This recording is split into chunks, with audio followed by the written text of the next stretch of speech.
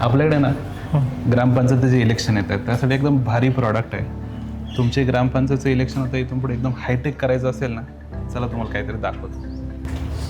नमस्कार, मी परिवर्तन सेवा समिती पारेगाव खुर्द मधून बोलत आहे. गावात येणाऱ्या ग्रामपंचायत निवडणुकीच्या निमित्ताने परिवर्तन सेवा समितीच्या वतीने आम्ही एक छोटासा सर्वे करत आहोत. आमचे उद्दिष्ट गावाचा सर्वांगीण विकास करून प्रत्येक कुटुंबापर्यंत विकास पोहोचवणे. आम्हाला फक्त हे जाणून घ्यायचं होतं की आपल्याला गावात कोणत्या प्रकारचा विकास पाहायला आवडेल आणि ग्रामपंचायत प्रशासनाकडून आपल्या काय अपेक्षा आहेत. काही विशिष्ट मुद्दे आपल्या डोक्यात आहेत का? मला तर असं वाटतं की ग्रामपंचायत ही भ्रष्टाचार मुक्त असावी. तुमच्याकडे काय काय प्लॅन आहे?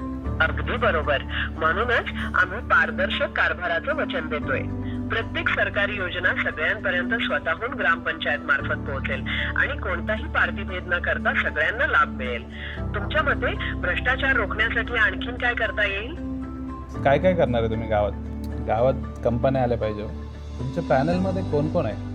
आमच्या पॅनलमध्ये विविध क्षेत्रातील तज्ञ माणसे आहेत, ज्यात IT तज्ञ रावसाहेब घुगे, 30 वर्षांचा अनुभव असलेले कॉम्रेड डेटा वडगर, व्यावसायिक रमेश जगताप, रेमंडचे माजी अधिकारी भाऊसाहेब घुगे, अनुभवी पोलीस पाटील दादू पाटील मोकळ आणि असे बरेच जण आहेत. तुम्हाला कुणाबद्दल अधिक माहिती जाणून घ्यायची आहे? तरुण वर्ग आहे का तुमच्या पॅनलमध्ये? हो, तरुण वर्ग मोठ्या संख्येने आमच्या सोबत आहे. दीपक नागरे, संदीप मोकळ, संतोष घुगे, संतोष सानप, विकास सोडणार असे अनेक तरुण कार्यकर्ते आमच्या सोबत काम करत आहेत. त्यांच्या ऊर्जेमुळेच तर गावात परिवर्तन होणार आहे. तुम्हाला कोणत्या प्रकारच्या तरुणांशी संवाद साधायचा आहे? मी असं ऐकलं वंचितचे पण काही कार्यकर्ते तुमच्या सोबत आहे. हो, अगदी बरोबर. वंचितचे तालुका अध्यक्ष वैभव मोकळ देखील आमच्या पॅनल मध्ये आहेत. आम्ही सगळ्यांना एकत्र घेऊन चालणार आहोत, कारण विकास हा सगळ्यांचा अधिकार आहे. तुम्हाला याबद्दल आणखी काही जाणून घ्यायचं आहे का? पूर्वीचे नेते असं म्हणतायत की गावातून काही निधी पळवला गेला, CSR योजना थांबवल्या गेल्या. याच्याबद्दल तुमचं काय मत आहे? हा निव्वळ खोटा प्रचार आहे. प्रत्यक्ष काही जाणकार लोकांनी जेव्हा अधिकाऱ्यांना भ्रष्टाचारावर प्रश्न विचारले, तेव्हाच त्यांनी हा निधी परत पाठवला असा कांगावा केला गेला. उलट आम्ही तर नवीन निधी आणून गावाचा विकास करणार आहोत. तुम्हाला याबद्दल काही शंका वाटत असल्यास विचारा. क्रॉम्प्टनचा निधी आणि वनराईचे प्रोजेक्ट कशामुळे गेले? क्रॉम्प्टनच्या निधीतून पाण्याची दामं पूर्ण झालीच नाहीत. उलट तो पैसा नेत्यांनी खाल्ला आणि वनराईच्या माध्यमातून मशीन विकून पैसे लाटायचा त्यांचा विचार होता. म्हणूनच या योजना बारगळल्या. तुम्हाला या प्रकरणांबद्दल आणखीन काही जाणून घ्यायचं आहे का?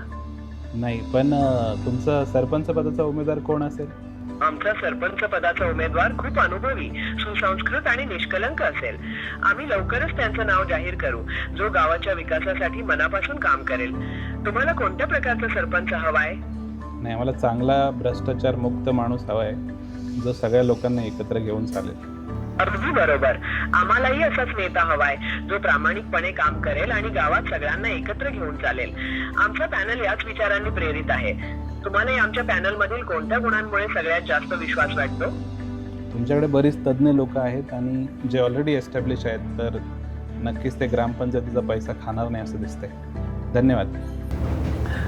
ग्रामपंचायती आहे, इथून पुढचे इलेक्शन हे एकदम हायटेक होणार आहे याची नक्कीच खात्री आहे. तुम्हाला जर तुमच्या ग्रामपंचायतीचं तुमचं विजन तुमच्या गावातल्या प्रत्येकाबरोबर पोचवायचं असेल, तर तुम्ही आजच ग्रामपंचायत याचा यूज करा बाप कंपनीच्या माध्यमातून. धन्यवाद.